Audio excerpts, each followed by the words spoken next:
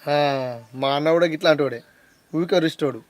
ఏం చేద్దాం, దేవుడు రాసిన రాత తప్పుతుందా? నీ రాధకేం కాదు కానీ నీళ్ళు చల్లగా ఉన్నాయి, వేడివేడిగా ఉంటే మంచిగా ఉండు. చాయ్ తీసుక తాగు పిల్లగా, తాగుదు. గది కాదు, వేడంటే బీరో కోటరు. సాలయ్య తాగిన కాడికి. మీ అన్న గట్లదాగే కైలాసం ముట్టిండు. తాగుడు అద్దేమద్దు గాని చాయ్ తె తాగు.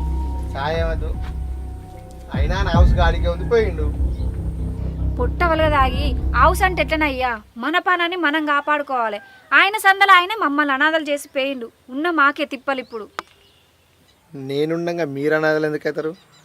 నేను లేనా మీకు?